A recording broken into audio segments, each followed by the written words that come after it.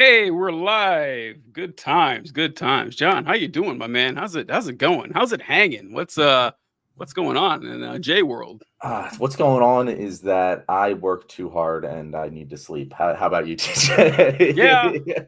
it's today was one of the days I worked too hard. I do my best to not work too hard, but every once in a while it catches up with you and it's just feeling it, but I'm always in a good mood whenever we do these things. It's kind of like when you play sports. When you played sports and you were feeling tired and dried out or nervous or something, but 2 minutes into the game, you were in. You were just having fun and competitive, and it's a lot like that. Like in the beginning, it's rough. Like public speaking is that way too. Like Mhm. whenever I give a public speech, I'm always nervous, always.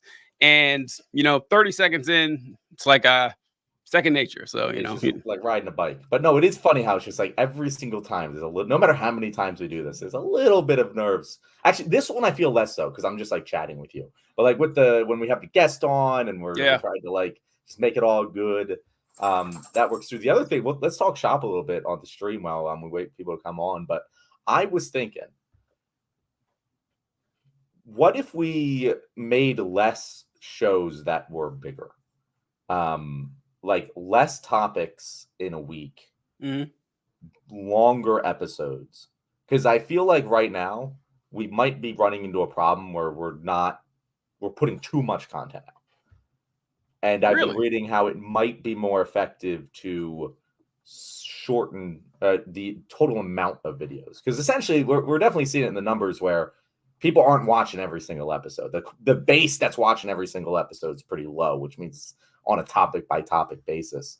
But I know, like for myself personally, like if a YouTuber's putting out a bunch of content every single week, I'm not necessarily watching it all. But the YouTubers that I do once a month content or like every other week content, I usually watch every single video because I know it's going to be Hmm. good and I have the time for it.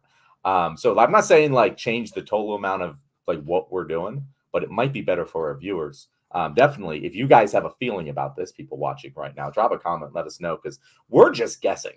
Yeah. That's the thing. That's the thing I feel like people don't understand about this job is a very, very uh, uh, lie.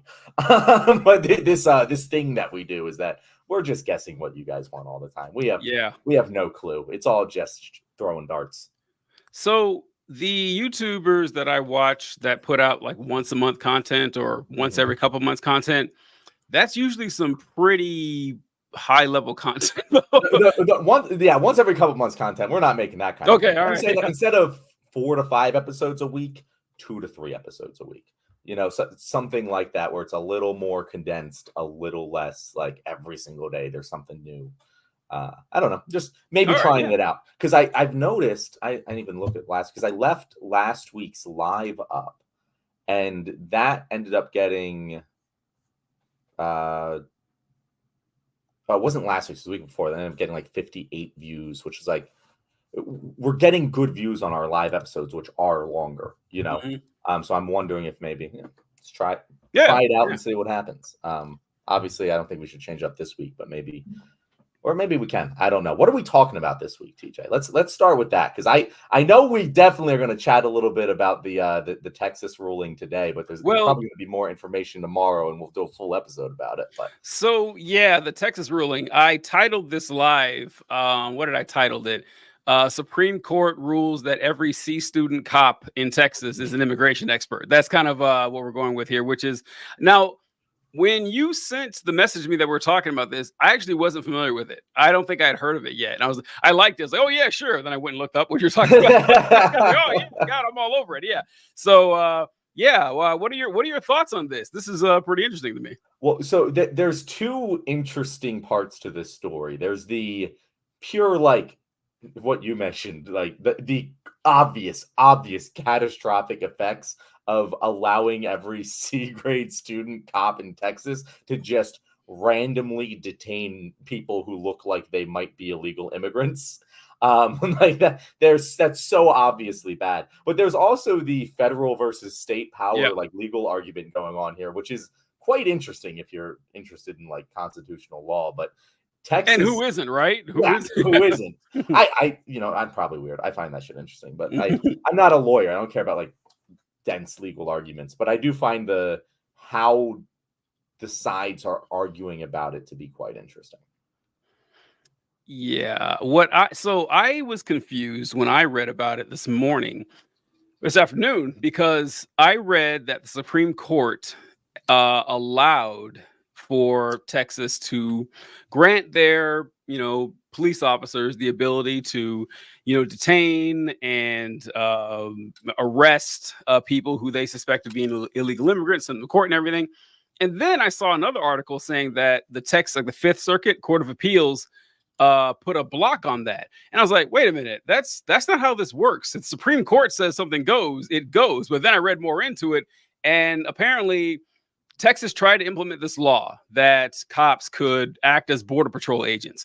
And then the court struck it down, and they kicked it all the way up to the Supreme Court. And the Supreme Court refused to hear it or something. Or is that what I think what happened? They kind of kicked it back to the court. Is that what happened? Yeah, so Texas makes this law.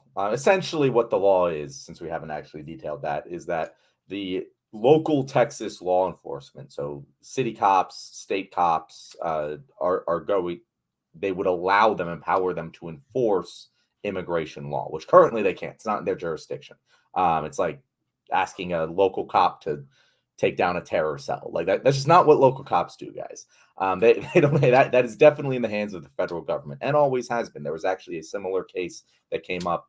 I think it was the Obama years, second term, early 2010s, where it was in Arizona, and the expansion to Arizona was like less. Like they weren't going as far as this Texas law was, and the Supreme Court ruled back then. I think it was 5-3. No, we're not letting Arizona do this. This is in the hands of the federal government. They decide immigration because obviously, once someone's in the country, they can go wherever they want. So it makes just logical, intuitive sense that should be a federal issue. What Texas did was just say, yeah, no, we're just going to give our law enforcement the ability to both detain anyone they suspect to be an illegal migrant, and also give Texas judges the ability to deport them to Mexico, which Mexico is like, no. Because even if they're not from Mexico, this law wants to be able to send illegal immigrants, like basically create illegal immigration for Mexico. It is essentially what this law does, which is really funny. But then the Supreme Court, it went up to the Supreme Court. Biden sued. When by Biden, I mean the administration sued and was like, hey, Supreme Court, make them stop this because this is our job. And the Supreme Court basically said that, like, we don't want to hear this right now, so we're sending it back to the state, but the state has to like settle this suit. Like the opinion, the not dissenting, approval opinion, the concurring opinion was that they didn't say what it was, but they're like, we just don't want to hear this right now. They have to move further with the lawsuit, which is outside of my legal understanding. Yeah. Whether that's a shady move or not, I have no clue. But Amy Coney Barrett was basically like, yeah, like do this quick. And so that's what the state Supreme Court ended up doing. They heard arguments today at the state legal level, and they're doing deliberations now. So maybe in the past 10 minutes, since I last checked this, we have a ruling, but like right now the law is basically halted and on pause while the state courts determine this. If state courts say, hey, we're going to go through with this, then the Supreme Court might pick it up again. In which case the law would again be stayed. But yeah, we're kind of in limbo right now in terms of what actually is going to happen. But essentially, I can still be mad at the Supreme Court because they knew that the direct result of their action was going to be de facto the law is in place unless the courts do something else. And the courts did something else. But it's kind of like dropping an anvil on someone's head and going like, okay, I know this might kill you if it hits you, but this guy's supposed to catch it, and it's going to be his fault if he doesn't. And it's like, no, you kind of dropped the anvil. That is definitely on you too, bro. Yeah. I think it's strange. Once again, I am not a lawyer or a judge or anything, but I think it's weird that the Supreme Court can do that at all. Because let's talk about how the system works. We have a system, a judicial system that starts, with local jurisdiction courts, and it goes all the way up. And if there's disputes on what's going on, it gets higher and higher. And if it's a pretty big deal, it's going to get to the Supreme Court. Like, you don't have minor issues go to the Supreme Court. I don't think the Supreme Court should be able to just, we're not going to hear it. Like, what do you mean you're not going to hear it? That's the only reason you're here. You're here to settle these disputes that the other courts were having issues with. So, yeah, I don't think you should have the choice, like, if it goes that high. And the ruling of the law is very strange, because it's fun. This is also an outgrowth of Greg Abbott saying that, he wants to put like the razor wire and everything on the border, and the people like, look, the border you have with Arizona and Oklahoma, that's your border. The border with Mexico, that's a federal border. Sorry, like, we control that. Obviously, I mean, that's this isn't up for debate. And what's crazy about this law is, I was reading into it, in that Texas police officers have the authority to arrest someone for whom they have probable cause of being an illegal immigrant. They have to have probable cause. And for example, it said, if you actually saw them cross the border, and or if you saw a video of them crossing the border, and I was like, all right, okay, if we're going with this makes sense, then okay, that would be pretty probable cause right there. But this applies to every police officer in the state of Texas, every one of them. Like, police officers in Dallas who are nowhere near the border have this authority too, which seems odd. And also, I saw today, right before the show started, that I think it was Ohio passed a similar law saying that their police. Ohio. Yeah, right. It is like, what probable cause do you have here? I would love to know what your probable cause was that someone is an illegal immigrant, outside of them telling you in casual conversation, oh yeah, by the way, I'm an undocumented immigrant. Like, that's the only way. Otherwise, it's like, you have like the Peter Griffin meme. You're looking at like the colors. That's and everything. Literally it. That's it. Yeah, that's it. What is your probable cause? Yeah. It makes no sense. It makes no sense because the vast majority of illegal residents of this country came here legally. I think it's like 75% came here legally and just overstayed a visa. Like, the problem really isn't the illegal border crossings, people. That's just not the problem mathematically in reality. But the part about this that's interesting to me, because if this is like, the Supreme Court says, yeah, this is true, a state can decide, can enforce immigration laws. Like, can it work in the opposite direction then? Can California just say, yo, everyone come in? You're in America now. Like, we're enforcing this. Yeah, it's like, how? there's a reason that law exists. You can't have 15 different policies for how international crossing works, across the borders. That doesn't make any sense. There needs to be one solid one. So yeah, it is very weird, but it's just the Republicans are leaning really hard into the immigration thing, and I guess it's because it's the only thing that's really ever worked for them in recent history, outside of the war on terror stuff from 20 years ago. Because they tried real hard with the trans stuff, these last couple years, and that bombed. That didn't take them anywhere. And they're kind of running out of issues. Like, they tried out critical race theory and DEI, and nothing's really seemed to help them win at the box office. And the last thing that helped them win was immigration with Trump. And Trump, being bombastic as he was and everything about that. So I think that's why they're doing this. Like, I don't know if Greg Abbott even cares if this passes or fails or not, but it's, it's signaling to the base who are terrified of migrants. And I don't know if it'll work or not, but he is helped out with the fact that the Democrats don't really offer much at all when it comes to immigration, because at least the Republicans have like a goal that they're shooting for. You asked me what the Democrats' policy is to solve immigration. I have no idea. None whatsoever. That's exactly where I was going to go with this, TJ, is that really the only reason that this is still effective for them, because I think I said this on an episode of the show, is that, like, yeah, they kind of have gone through a bunch of swings and misses, and now that the economy, like, it's almost guaranteed that, like, we're in a pretty strong economy now. I remember I was saying this back in like September. I was like, well, if we keep going on the current trend, we're going to have high consumer confidence come November 2024, and that's unless there was some catastrophe, that's what's going to happen. Even if there was like some sharp increase in inflation, we probably wouldn't even feel it by then, so like we're going to be having a good solid economy, a good solid job market. That's not going to be an issue that can really hammer Biden on. And so what do they got? Immigration is the only thing. And it's not even that's the problem with the Democrats. Is they're like, oh, we need to move towards the Republicans on this issue. And it's like, no, that's not the problem. The facts are on our side. We don't have to just accept that Americans don't like immigrants and just move toward the Republicans on this issue. We have the facts. We have the evidence. We have the correct argument. Move away from the fascists on the immigration issue. Try that. Try to message to the American people, I don't know, immigrants are good and we want as many of them as possible. Maybe I'm optimistic, TJ. Maybe I live in a fucking progressive bubble. But like, I can't imagine that the current strategy is ever going to get us any good. Like, we've seen the results every time, every election, this comes up, and every election, the same thing happens. And every election, the American people don't like the Democrat strategy, and they just never change. It's just continue to capitulate to the right. Yeah, they've got nothing.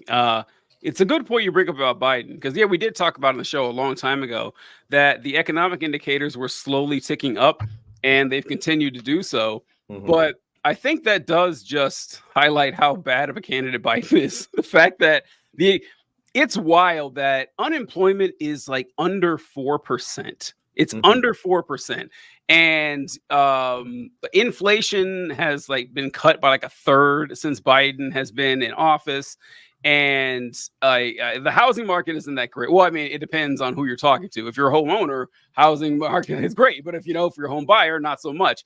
But most of the, like you said, the general the stock market economic indicators that people always use to decide if a president is doing a good job with the economy are doing pretty well. And it's Republicans have to be so pissed because they spent 2 years hammering the gas prices thing, and now gas prices are normal. And now they're resorting to, well, under Trump, gas was $2.12 during COVID for like 3 months when gas was actually, it cost more money to store the oil than it did to actually sell it. Yeah. The gas is going to be pretty cheap at that point. That had nothing to do with Trump. He didn't, unless he created COVID. You got to take credit for that then.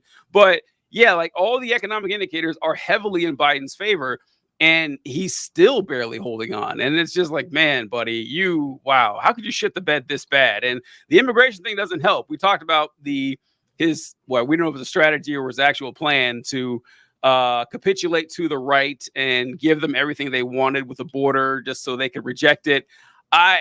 I don't know. God, he sucks at this so bad, man. Although it's hard to say he sucks, though, because he's been a politician longer than I've been alive, and he's the goddamn president of the United States. So, I mean, it's easy to say he sucks, but he's been successful for his entire life. He's failed upward, and it's incredible. But I think this is a staggering indictment, no pun intended, indictment on how badly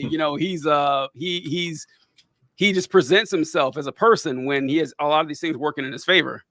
Yeah, I mean, honestly, I think that the 1980s Joe Biden would be dog walking fucking Donald Trump right now. Yeah, his age does help a lot. Yeah, that is always going to hurt him. It is an unchangeable characteristic that is an actual. It's not like race that's an unchangeable characteristic. 2012 Biden would be dog walking. It's like, and it's like, that is part of the thing. Like, you can say, oh, it's not going to change. Like, I know it's not going to change, but like we knew this. Like, this was the anticipated calculus. Like, this doesn't come as a surprise that Biden was old, And so, like, what's the other thing? It's got, like, I remember saying, like, when a couple months ago, like when back in December maybe, I was like, I was getting ready to circle the wagons for Biden. Like, as someone who has been pretty anti-Biden, attacking him from the left for most of his presidency, I was getting ready to circle the wagons in 2024. I was totally ready, not to just like give him a free pass on shit, but like to campaign for him, And I just can't bring myself to do it. Yeah. Like, I just cannot bring myself to do it as long as he's doing what he's doing in Israel. And I feel like that's such a massive thing that so many like centrist liberal media people just aren't getting. And it really pisses me off of just like, oh, It's the kids that are the problem. That the economy's doing good, unemployment's low, all of these things are good. They should like Biden. Why don't they? And it's like, because he's fucking aiding a genocide. Why can't you just, like, I don't know, see that at face value and go, yeah, no, that's probably not a good strategic move. Clearly, the kids don't give a shit about the economy because it's never been good for them, and they're never going to trust it, even if current indicators are doing good. And maybe the fucking massacre that we're aiding in Gaza, is maybe actually pissing them off more than a good economy is helping them. Yeah, it's true. And I mean, we've said this 1,000 times, but Biden's only saving grace is that he is running against Trump, because holy shit, man. Holy shit. It's such an indictment. It is such an indictment that with the economic factors, the incumbency bonus, and running against someone that has 90 fucking indictments on them, like, I cannot believe anyone's looking at this and going, oh yeah, Biden was the right fucking choice. I know. And, it's like the Democrats, they have no one but themselves to blame, because back in 2020, they all decided, well, listen, the person who has the best chance to beat Trump is Joe Biden. And maybe they were right. I don't know. I didn't buy it at the time, but he did do it, so I can't complain too much. But the plan, it wasn't a good, and Biden saying, oh, I'm going to be a one-term president. No one bought that. No one bought that. No one signs up to do this one time. And like just you said, Trump was going to be a dictator for a day. Yeah, it's like, yeah, exactly. Yeah. It's like the fact that Biden is ancient isn't news to anyone. Like, you guys knew this was coming and you didn't have a plan ready for it.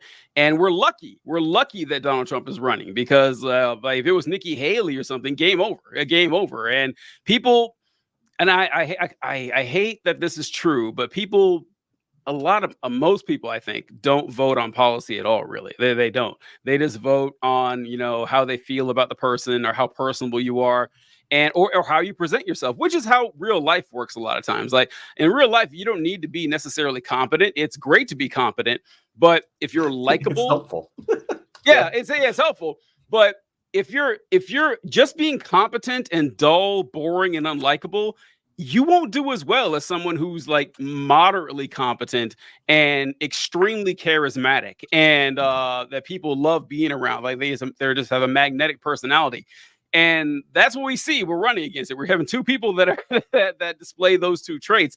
But Trump is just so incredibly just malevolently evil. It's just wild. Did you see that? We were talking about calling immigrants animals, and that they're not people and everything. Oh, no. Wait. What was that? Because I missed that one. I thought you were going to say something else. No, he did a speech. It was yesterday, I think. And he was talking about migrants crossing the border. And he says that he did my favorite thing that right wingers do, where he says, and a lot of these people, if you want to call them that, like, I say they're not people, I'm not allowed to say that. I said, okay, you just did. You just did say it. What do you mean you're not allowed to? You're not in prison now. It's like, I'm not allowed to say it. And then he said that he called them animals and everything. And it's like, it doesn't even really, it's not even a blip on the radar anymore. Like, it's gone so far into like the literal fascism. And I hate throwing the word fascism around because people don't know what it means. But yeah, Donald Trump isn't like a principled fascist. He's just like, he wandered his way into fascism, pretty much because it benefits him. But the fact that, Biden isn't just trouncing this guy it's embarrassing. It's really embarrassing. It really does feel like anyone with a pulse would be able to destroy Donald Trump. I believe so.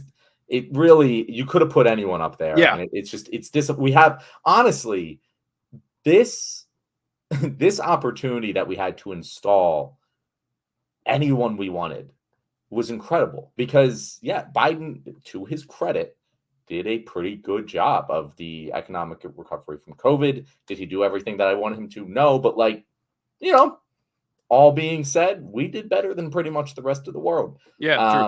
And part of that is because of the stimulus, which, started under Trump. But it's one of the few things I give Trump credit for. And that, that's it. It would have been anyone. And he could have just stepped down and said, anyone in the world. And he could have picked the most progressive candidate in the world to be his replacement. He just said, yep, that's my guy. It would have worked. And it's so clear and obvious that that's just not what he wanted to do. No. He's genuinely against progressive movement. If he was the most progressive candidate ever, as they said, then why is he remaining in power and not giving the reins to someone who's more progressive than him when we have the opportunity to strike while the iron's hot? Just doesn't make any sense. Yeah. And look, and even for like self-preservation of the party and everything, he wouldn't even need to have gone with someone super progressive. He could have gone with a standard Democrat who just didn't look like he could die tomorrow morning. Which those, like, the visuals mean a lot. The visuals mean a lot, which is why, people were so jazzed at the State of the Union, because he did look rather spry. Which, God, how sad is that? It's like, oh my God, look at this guy. He can deliver a speech and he can make jokes, and it's like, okay, that's kind of what you expect from every politician, and you're throwing a ticker tape parade because Joe Biden didn't fall asleep halfway during his break. And look, a lot of normies that system. Now, this doesn't mean they'll vote for Trump. That's the fortunate part, that a lot of normies look at Biden and is like, are you fucking kidding me? But most of them are like, okay, yeah, I'm definitely not voting for Trump either. So that does help out the Democrats. But man, I just blowing. And honestly, here's actually the really sad part is, whether Biden wins or loses, the bench, like, I don't know, like, who's actually going to rise to the top here. There's some contenders, but I can't think of someone who's going to, definite, front runner on this. Like you can say Gavin Newsom, I guess, because he's definitely angling for that. But 4 years is a long time, and I don't see, Barack Obama is not walking through that door. Like, we don't have anyone anywhere near that level. I'm going to put a pin in that because I want to address something else. I'm going to circle back to like the bench. Mm-hmm. But what? Fuck, never mind. I had a thing. I was talking about nominating. I don't know. Yeah, whatever. Let's just talk about the bench.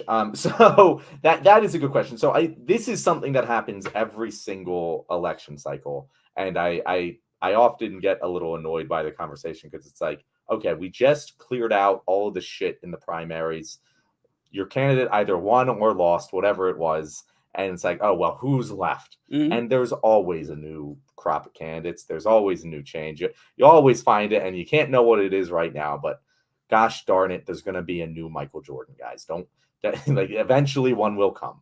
But like, with what we currently have, I would say Newsom would be a front runner for like the direct Biden replacement. Like, if you're looking at it that way, like, he's the closest to it. If you just had a young Biden, it would be pretty much Gavin Newsom.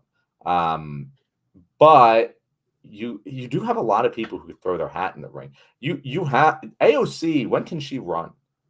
Like, when is she going to? Next election, definitely. Yeah. Like, and that the question isn't like when will it, like, she will do it and she'll be an Obama. Like, she's an Obama.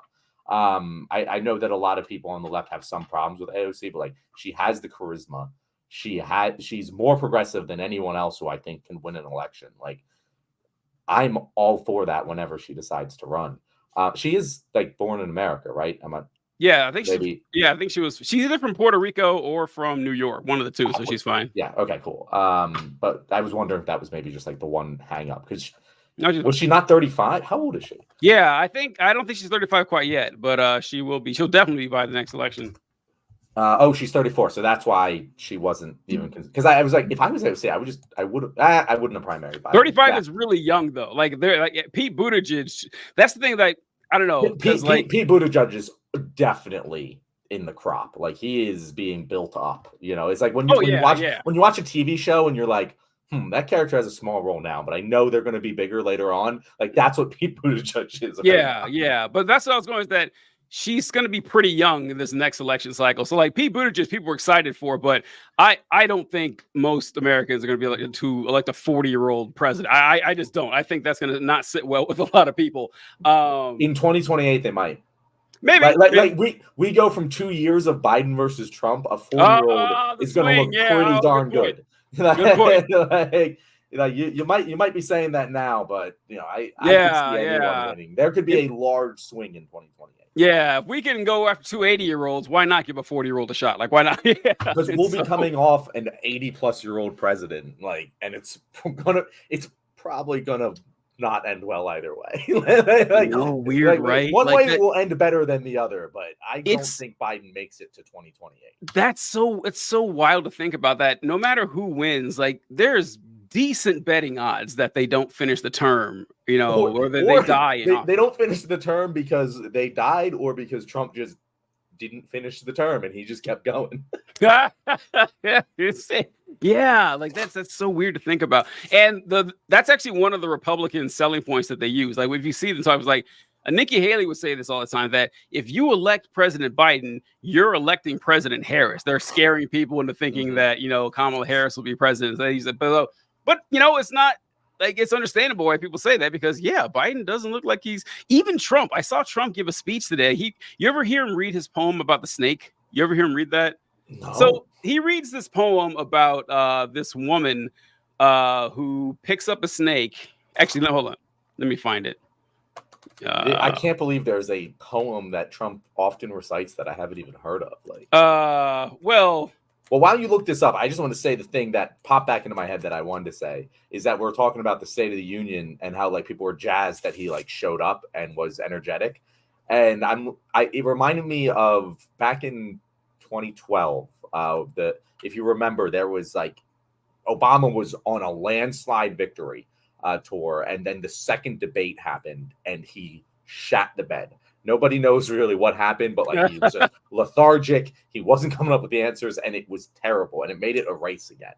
And it was, I think about that, and I'm like, if that happens to Obama, imagine if Biden has a bad day during one of the debates. And looks really fucking old and like out of it because he had a senior moment on that. It's over. We have Trump presidency. It's. And Trump can do that because he always sounds like a raving lunatic. Right. But Biden can't. It's so his like, default mode. If that happens, we're just done. It doesn't matter what happened. Like, it's just over. That's the end of the election. It would depend when it happened and how bad it was. Because if it happened like today, I think that people No, I'm saying like during the debates, like during one of the debates. Okay. If he has a debate performance like that, which is clearly possible if Obama could, one of the best orators of our time. Oh, yeah. Like, it's scary. So do you think Biden will debate Trump? Because here's the thing. I don't know if he actually will. I don't think he's actually afraid of debating Trump. I don't. Based on his performances in the past, like he's going to be fine. But so it's kind of like how Trump with Republican nominees, like, I'm ahead right now. I don't see any need to debate because it can only hurt me. And Biden, like, he's ahead in some polls, he's behind in some polls, but him crushing it in the debate, I don't think will do a whole lot for Biden. But, falling flat on his face would really devastate him. If I were Biden, I would consider not debating. Honestly, I would. I wouldn't be surprised if he decided not to do it. I'm thinking about this. Yeah, I mean, it's that. Okay. So should he has to be way farther up in the polls to do that. Like if the polls are what they are right now, I don't think he can do that. But I think he can because of the risk versus reward. Because let's say he's dead even, what does he gain by crushing Trump in a debate? Nothing. Like, I don't think he gains anything at all. I don't think he's like, oh my God, all these people are like, my opinion is this guy for the last 4 years has been all wrong. I don't think that's going to happen. But if he really fucks it up, he could lose a lot. And so that's why I would be thinking about this on what can I gain from this and what can I, lose from this. And you have a lot more to lose than the gain. That's why Trump is always talking about debating Biden. Like, he always wants to do it because he knows it could benefit him. But I don't think the opposite is true. And you don't see this much with presidential politicians, but other politicians like senators and congressmen, they do the shit all the time. It's like, no, I'm not going to debate you. Not going to happen. And that's what I would do. So I actually think I disagree with you on this. Because the only reason I think it would be smart to not do the debate is if Biden is up big and he goes, Trump shouldn't even be a legitimate president. He's been convicted of these crimes at this point. I'm not going to debase the presidency by debating this man on stage. That could play, and he has to be up when he does it. That's the only way I could see that playing. But if he doesn't, because if he declines the debate, then it's just like you're running, like you're worried that you're too old, and you're like, that's the narrative that spins right out of that. Is Biden is running from Trump. He's so old he can't even get on the debate stage, and that is what the narrative is going to be. And if that's it, that is damaging in and of itself. And it really only makes sense to do that if you're actually running. Because like if you get up on stage and kill it, I also disagree. I think that the biggest problem for a lot of centrists, a lot of undecideds, I should say, is probably the age thing. And if he just gets up and looks spry and chipper and more coherent than Donald Trump, then it's like, oh, well, I'm less worried about this big concern I had with Biden now. Now, obviously, he could shit the bed, and that's scary, but it's going to look like he shit the bed even if he doesn't get on the stage. Like, people are just going to assume he did it because he's worried he's going to shit the bed. Yeah, maybe so. And he doesn't, because like at every time Trump debated Biden did well. I mean, he did not have one bad debate against him. So I don't think he's worried about it, but I don't know, it'd be in the back of my mind. But this is the poem. So Trump has been saying this poem for 6 years now. 8 years now. How have I not heard this poem? Yeah, so what it is, it's kind of like, you ever hear the example of immigrants or like jelly beans, and you have this jar full of jelly beans, and one of them is poisonous. Would you eat one of those jelly beans? The answer is no. We're like, oh, well, look, you can't let these immigrants in. One might be bad. This is a version of that. It's also a version of the frog and the scorpion parable. But here's how it goes. Trump reads this at his rallies all the time. You can look it up. It says, on our way to work one morning, down the path along the lake, a tender-hearted woman saw a poor half-frozen snake. His pretty colored skin had been all frosted with the dew. Oh, well, she cried, I'll take you in, and I'll take care of you. Take me in, O tender woman. Take me in for heaven's sake. Take me in, O tender woman, sighed the snake. She wrapped him up all cozy in curvature of silk, and then laid him by the fireside with some honey and some milk. Now she hurried home from work that night. As soon as she arrived, she found that pretty snake she'd taken she found the pretty snake she'd taken in and had been revived. Take me in, O tender woman, take me in for heaven's sake. Take me in, O tender woman, sighed the snake. Now she clutched him to her bosom. You're so beautiful, she cried. But if I hadn't brought you in by now, you might have died. Now she stroked his pretty skin, and she kissed and held him tight. But instead of saying thanks, that snake gave her a vicious bite. Take me in, O tender woman. Take me in for heaven's sake. Take me in, O tender woman, sighed the snake. I saved you, cried the woman. Just funny, because I've heard Trump say this, and he doesn't say it. He says, I saved you, I saved you, I saved you, cried the woman. And you bit me, even why? You know your bite is poisonous, and now I'm going to die. Oh, shut up, silly woman, sighed the reptile with a grin. You knew damn well I was a snake before you took me in.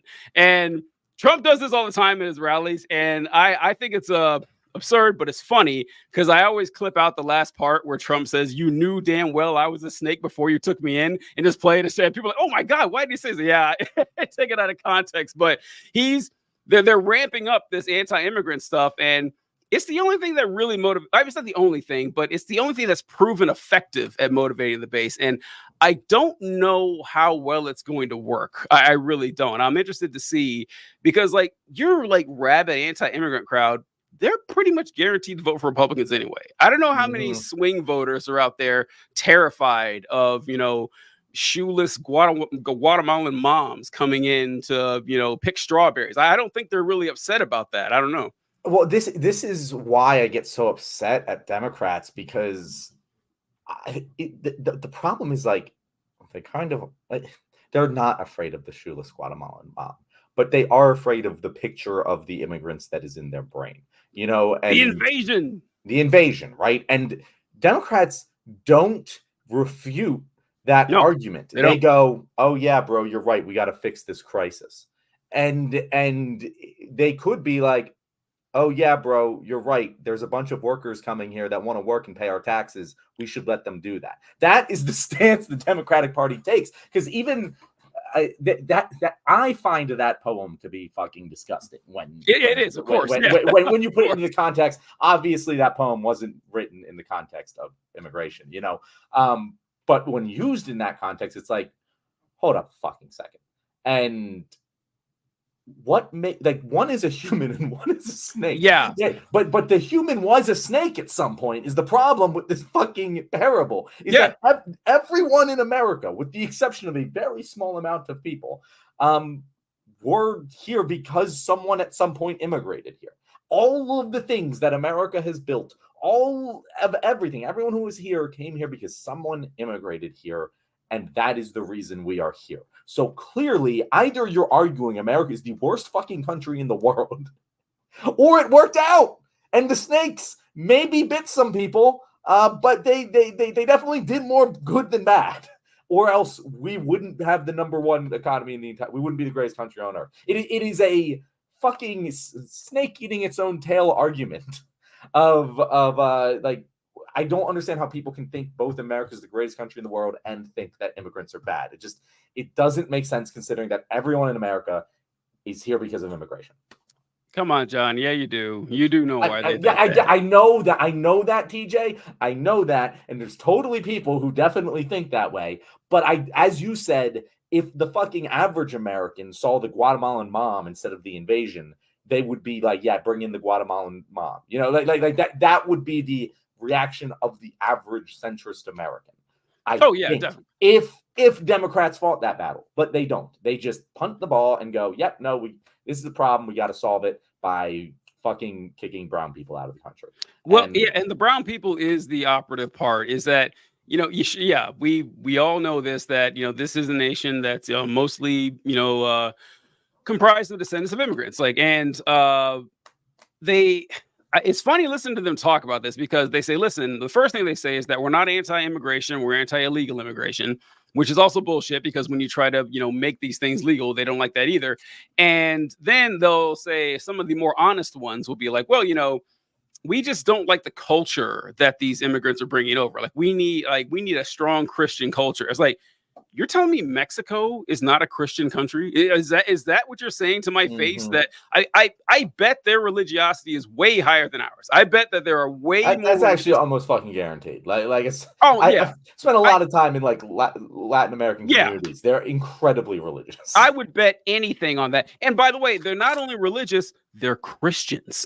That's what you guys want, right? You guys want more well, yeah, but they're not the right kind of Christians, if you know what I'm saying. Well, Catholic, no, I mean, not that either. It's racism. It's racism. That's what it is. Okay, racism. Gotcha. Because they always say, we got to protect Western society. I got news for you. Mexico is a part of Western society. It is. It's right next to us. And there's a lot of parallels. They descend from the same European colonialism that we did. So what's the issue here? What's the issue? It's a Western nation. It's got Christian values. What more Christian values than we do? They're hardworking. They're not coming here to just sit around. What's the problem? And that's it. It's the anything darker than butterscotch we're afraid of, and that's just it. It's the Democrats should replace the fucking donkey with a goddamn immigrant. It should be such a winning battle, and it's so saddening that it's even a question that it wouldn't be. Because I don't know. I've kind of lost connection of just how racist America is. Because I know that America is fucking racist, but Americans don't think that they're racist. No, at least most of them. And so it feels to me, if you don't think that you're racist, and I present you with an opportunity to show how not racist you are, you'll do it. And that if we just frame it that way, it should be a winning argument. I really don't know why it isn't, especially considering all of the actual economic arguments are also, and moral argument, basic human decency moral arguments are also in favor here. There's no way that we're that racist. That's pretty, if you put the argument right, there's no way that Americans are that racist. Some of them are, but it just it doesn't make sense to me. It's funny you mentioned the how racists don't admit, and most of them don't even consider themselves racist. And this is something I talk about all the time. I was because to your average American, a racist is someone who burns crosses. If they don't do that, then they're not racist. That's the bar. Anything less than that, they're not racist. And they say, well, yeah, they were racist in the past. And I like to point this out because if you read or watch videos of the racists in the past that, everyone agrees were racist, like George Wallace, for example, George Wallace, who said segregation now, segregation tomorrow, segregation forever. You can find several videos of him saying, I am not a racist. I don't have any problem with the Negro community. I love them. I want what's best. this goes back to the days of slavery. Like, Mhm. if you read like stuff written by slave owners, like in the 1830s, you would have a difficult time finding a lot of them saying, I hate black people. I can't stand them. Like, I want the worst for them. They are a blight. It's like, no, it's all stuff like, well, it's kind of unfortunate that they have to be enslaved, but this is the white man's burden. We have to civilize them, and one Mhm. of these Yep. days That's we exactly what will. they fucking said. Like Huh? you're 100% right. Like Yeah, I've never yeah. made this connection before, but it's Yeah, and it's exactly like it. it's a shame that they have to go through this, and through God's divine providence, one day we will breed the savagery out of them, and they can be on the same level as us. It from their minds, it all came from a place of benevolence, and by the way, this is like what they wrote in their journals. Like they actually believe this. This wasn't like a speech or trying to make themselves look good or anything. And it's like, yeah, people know, but it's like no bad guy thinks they are a bad guy, and that's the hardest part, that you got to let people know. Yeah, this is actually pretty bad. When in their mind, it's why I always tell lefties that whenever you tell like a conservative something like do better, that's not going to work, man, because in their mind, they are doing better. In their mind, they're doing what's right and morally justified. And you telling them that they're not is not a convincing argument in any sense. You have to like explain why their actions or their beliefs are causing harm, because that's irrefutable. That's irrefutable. But just saying, hey, you're morally wrong. Yeah, sure they are, but you need to explain why, because, appealing to their decency by saying, hey, stop being racist. There's like, I'm not racist. What are you talking about? It's wild. It is. And I've been watching Peaky Blinders. You ever watch Peaky I've Blinders? never seen it. No, I've seen a ton of clips and memes, but I never watched it. Really good show. Highly suggest watching it. But the current season that I'm watching is about Oswald Mosley, who is an actual real historical figure. Okay, I don't know him. Who led the fascist movement in England before World War II. I don't know too much about what happens next in history with this particular fella, but he is like a real historical figure, and like they show the speeches that he gives, and it's like such clear and obvious, like, oh, this is like, he's just like, yeah, and we got to take our country back from the Jews, and it's just like so clear and obvious. But like, you look at like that snake parable, and it's like, it's just as clear and obvious. Like, yeah, it's like you can easily see a version of history where people in 30, 40, not 30, 40, Jesus, 2140 are like, oh yeah, this is what Trump said, and he's reading the fucking snake parable, and they have the tense like violin music slowly building up in the background, and he's framed in a way that makes him look like a clear fascist. Like, yeah, that's exactly what it would look like. Like, it's exactly what, and it really saddens me that people don't see it. And I honestly think that part of the reason is that we teach the wrong things about the fucking Holocaust. Like, we completely focus way too much on the concentration camp and barely give any time to how we got there, because that's the far more important part. I really don't need to know how horrific the concentration camp was. I get it. Like, after a certain point, you get it. No extra teachings. No, and not another book from a Holocaust survivor isn't going to do anything for me. But you know what would be nice? A book about how the fascists rose to power so that it doesn't happen again. Because once we get to the concentration camps, it's over. It's too late. Yeah. It's and it scapegoats a lot of the, like, over a millennium of anti-Semitism in Europe. Like, it just completely lets it off the hook. It just makes you pretend that, oh, everyone was fine in Europe with Jewish people until Adolf came along. No, like there was over 1,000 years of just brutal repression of Jewish people all throughout Europe. And yeah, so it wasn't a novel idea when Hitler's like, you know who to blame. I got that for you. It distracts. Also, speaking of the atrocity of World War II, one thing also that doesn't get talked about enough: the Japanese really get off the hook for the stuff that they did. They really do. My God, do they get off the hook? And like the shit that, what was it? I can't remember what it was called. It was like a number, like 438 or something. Like but they, like, it was all these, like, it was like, we hear about the Nazi medical experiments where they are like sewing identical twins together and shit, and amputating people's eyes and switching them out and everything. Mhm. The Japanese were way worse. Like the only reason we know exactly how long you can go without water before dying is because the Japanese did exactly that. They did tons of experiments on just making people die of thirst. And oh no, that's not right. That's not. I'm correct. How we found out how much water the human body contains, because they like just soaked all the water out of living people. It was horrific, and no one talks about that. They made Dragon Ball, and we're like, okay, all right, cool, you guys are off the hook. You're all cool. Well, But I think that's honestly is that like they just like recovered so well. Like they just. But so did Germany, though. Like, I mean, it's honestly surprising. Like, it's very surprising that how bitter rivals the United States was with Japan and Germany just 80 years ago, and we've been like rock solid allies for most of those 80 years. That's actually kind of stunning. I mean, the Marshall Plan, and we helped to build them up and everything, and so I don't think like Germany has been any more sketchy than Japan. They've all been, pretty cool since then, but it's odd. I just realized why it is. Who did Germany do the bad things to? Jewish people, but homosexuals and homosexual, all these people, but Europeans. Like it was Europeans that they did that to. Who did the Japanese do the horrible things to? Yeah. Other Chinese and Koreans, yeah.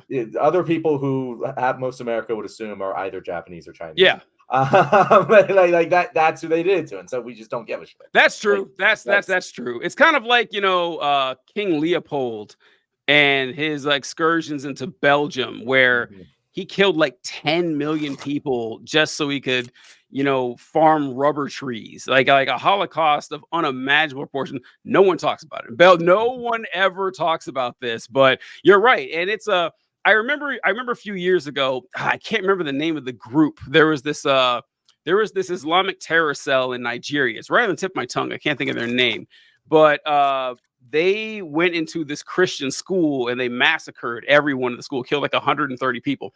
And I remember a lot of my Christian friends were posting on Facebook back then. It's like 130 Christians were killed in Nigeria, and this isn't international news. This is because, the mainstream media doesn't care about Christians. Like, no, that's not what's going on here. They don't care about Nigerians. That's what, if 130 Christians have been massacred in, Austria or something, you bet your ass we would know about it. We would know about it the second it happened. And yeah, so like when bad stuff happens to Europeans or Americans, all right, then people pay attention. But you're right. Anybody else where we don't quite care that much. And to a certain amount of fairness, the victims didn't speak languages that the West understood, especially at the time. Like to be fair, not to say that everyone wasn't extremely racist back then, because they were, but like, I mean, how were we supposed to know the victims' stories? Like how were we supposed to know? And these things didn't come out till years later if people were specifically looking into this. Whereas like you kind of immediately got those stories coming out of Europe. But yeah, no, it all sucks. Humans have a long history of sucking. And it's crazy. The person that I always think that like gets off the best, but Japan probably wins. Like as a country, they just get off clean. Like they don't even have like, not like we make jokes about like Nazi Germany, but like no one like makes jokes about nobody. Why is like the classic joke is, okay, we all know who the real leader in Civ should be for Germany, that they're never willing to put in the most Civilization, the game series. Oh, you've never heard of Civilization? It's a classic series about building a civilization from the Stone Age to the future over time. It's like a 4X turn-based strategy. What is it called again? Civilization. Okay. I've heard like Age of Civilization. I've heard a game like that, but maybe it's a different game. It doesn't matter. I get it. No, the point is, it's like every like you pick America, and your leader that goes throughout time is George Washington or Abe Lincoln, and they do new leaders to every country, every single game iteration. And it's like, come on, you don't have the balls to make the most famous. It's like fucking like I forget. I don't even know who the fucking like King Frederick or something. It's like, come on. Yeah. That's the guy. When I think the leader of Germany, it's that guy. But like, I don't know who the fucking emperor. Like, I don't even know who the emperor of Japan was back then. It's fine. Hirohito. Like, well, who was it? Hirohito. Hirohito. There we go. That's a pretty good name. Last name. I know it's a good name, right? It rolls right off the tongue. Yeah. And also, I was another one. I just thought of this. This might be another reason is that Japan got 2 A-bombs to the face. Maybe that's true. That's another like, okay, that you guys paid the price for that. Like we're all square now. It's like how they talk about how like girls have like these like years long cat fights and like guys just like will punch each other in the face one time and will be best friends again. Like that. that's how that worked. There, that does. But the thing that blows my mind is more on the other end of it. How Japanese people just forgive us for that. It really blows my mind. How they just forgive us for that. Like if I understand like the leadership of Japan at the time, like being like, oh yeah, like our best case for survival is to like be buddy with America and do whatever the fuck they say. But like, I can't believe that like their grandkids were amazing. Like, fuck America. Amazing. They dropped nukes on us. Right? Wow. Because I gotta tell you, I would not let that go. I gotta say, I would We've been racist against the Middle East for the past 20 years for one plane. For one terrorist. Or two, I'm sorry, 2 planes. Could you imagine 2 nukes? Could you imagine? There would be 1,000 years of hatred if that happened to us. And Japan's like, all right, we fucked up. All right, okay. And a lot, honestly, and a lot has to do with like, I think how the reconstruction of Japan after World War II, because they don't have a military in Japan. To this day they don't. It's like, so they kind of quashed a lot of that. But yeah, that's changing. I've read a little bit about how there's a faction in the Japanese government that like really wants to militarize, and it's kind of like how like we play coy with like Taiwan and China, and like we don't actually say this is a country or whatever. Like they have a very intense internal defense force. Yeah, they have that's true. That is starting to just be a military. Yeah. No, it's not a military, but like, come on, bro. It is getting built back up. We know what which honestly is fine with me at this point. Like, like they can have their military. I don't really care anymore. Unless they've been playing a century-long game here, and they're like, we're gonna get in their good graces. We're gonna create, Nintendo. We're gonna really get them all cool with us, Hello Kitty and shit. And they've just been building Mecha Godzilla for the past. Oh my god, yeah. A modern Japanese military would be incredible. Yeah, we'd have Voltron out there and everything. That would be so goddamn cool. It is weird that Japan kind of let that slide, because we definitely wouldn't. And they are getting kind of sick of it. I knew a couple of guys who deployed to Japan. And there were a lot of protests outside of the military bases from Japanese people. Like, what are we doing here? Get the fuck out of here. We don't need you guys here anymore. So yeah. Well, John, it's 7 p.m. We need to figure out. Yeah, let's talk about what we're talking about tomorrow. So obviously, we said the Texas thing is going to be a story. Texas, and so I would like to talk about Elon Musk's interview. Oh yeah, because we brought that up in the thing today with Don Lemon. Because I just love getting the chance to shit on Elon Musk. I love that shit. It's always wonderful. It's always fun. And that particular interview it has so much. I haven't even watched the whole thing yet, and it's just it's so good. It's just gold. Every single line is just Don Lemon's just I'm gonna treat you like a 5-year-old that you're acting like, and Elon's stuttering to try and respond to basic questions. Why he keeps doing this to himself. I don't understand. Although he did get kind of bushwhacked by Don Lemon. And I have to admit it. I'll bring it up tomorrow, because Don Lemon got fired from CNN for saying some rather sexist remarks. Do you remember what he said about what did he say? I remember this story, but it's not coming to my mind. Yeah, exactly he was talking. I think he was talking about Nikki Haley, and he mentioned that Nikki Haley is past her prime. And they're like, past her prime. She's like barely 50. Like that's definitely your prime in politics. And then he started going off into some weird shit. Well, you know, women hit their reproductive prime a lot earlier than that, and that kind of coincides with your professional prime. Like, what the fuck? And so, like, basically, women are washed up after 35. And he had already said some weird shit too. He actually said something to Vivek Ramaswamy, you know, one of the worst people in the world. I remember watching it when it happened, and because Ramaswamy is a racist, you know, he was saying racist shit, and Don Lemon said, well, you know, how do you say this as, you know, you're not like whatever you are, you know, you're not a, it's like, bro, you can't be saying shit like that. So he was kind of fired for, you know, being, you know, not woke enough and everything. And then he started making a lot of posts talking about how he was kind of leaning toward understanding Trumpers and everything. So I think Elon was kind of bushwhacked because Don Lemon kind of set it up that, hey, I'm a right winger now. And he didn't see that coming. So hats off to Don Lemon if that was his plan, because that's what it looks like to me. Yeah, I don't know what Don Lemon's like. I'm not a Don Lemon aficionado to his whole persona. Maybe I should look into this a little bit more for tomorrow. So stay tuned. Yes. But no, I've just been watching all the clips. I haven't like sat down and watched the whole thing through, but it's so. I like what Don Lemon did in the style of questioning. Yeah, it actually reminded me a lot of. I'm sure you saw it, but the Lauren Southern interview with Lib's a TikTok girl. Yeah, it's just like ask the question and let them hang themselves because they're an idiot and their entire stance makes no sense.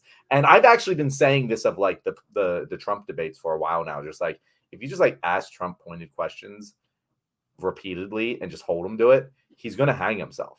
And there's this long-standing thought in debate, like political debate, like just like if you are talking, you're winning. And I'm like, I don't know if that's true anymore because you're debating people who are really bad at talking. And if you just let them talk enough, they're going to say something like, I'm going to be a dictator. And that's going to be a win for you. You can just shut up and just continue to, you know, they ask you a question about immigration, be like, you know, I don't really know what my immigration policy is. Trump as a dictator, what would you do? And like that, he'll answer it. He would answer it because he's an idiot. and that's the same thing Elon did. The same thing that Lib's a TikTok girl did. Like, just ask them the question very clearly that any dumbass in America can understand what this question is and watch them not be able to answer it because it doesn't have an answer that isn't, I'm racist. Like, that's it. I noticed that too. Don Lemon would ask a question, Elon would give an answer, and Lemon would just keep looking at him. Yeah. And Elon would be like, and he kept talking. It's like, that's great. That's exactly what you got to do. So I loved also when one of my favorite parts is when Don Lemon asked him, hey, how did you develop this, you know, I forget what the word was, but like this tenacious personality or this, you know, dogged, you know, rugged, you know, force of nature about yourself. And he goes, I was born that way, and I had a tough childhood. Really, Elon? You had a tough childhood. You said this shit with a straight face. You had a tough childhood. Come on. It's tough watching all of those people do hard work in the mines. That's really hard to do. My dad would come home with a story of an 11-year-old who lost his arm in the mine, and I got to tell you, it really broke my heart. You know, it's because think of all the mine he could have done with 2 arms in the future. Yeah, it's like that's the tough childhood Elon Musk had. I was like, my God, that's awful. And I want to do this one too because this may be the last time we get to talk about Mike Pence and Mike Pence not endorsing Trump because I'm shocked that it's news in the first place for like because who the fuck cares that as like, and I don't know, I have a lot to say about that. So we got Texas, Elon Musk, Mike Pence, and what else? My other topic I want to do is Benjamin Netanyahu, and specifically like the thing I really want to cover is Chuck Schumer, but that's definitely going to be old news by the time that episode airs. So like. I'd like to just be because the GOP is floating having Netanyahu speak before Congress. So I kind of want to just do a segment discussing where Netanyahu is finding himself in this current, because I feel like a lot of ships are getting prepared to scapegoat him for this entire debacle. And I kind of want to just discuss how that is all going to play out. Because I really do think Biden is just preparing to just throw him under the bus, and that's how he's going to try and wash his hands. It looks that way. Yeah. And I'm interested to see how, but I want to talk about that. We can speculate all we want, but just a general discussion on Benjamin Netanyahu and the current predicament he finds himself in right now, of which I have zero sympathy for. Right. Oh man, the worst things. Wishing all the worst things. Yeah. So all right, TJ, that's our topics. Send them to the guest. Who is our guest tomorrow, by the way? Cannon's Fodder on TikTok. She's a very good creator that I've been trying to do a live or interview with for a long time. We finally found one, so she'll be here tomorrow. And does she know that it'll be live tomorrow?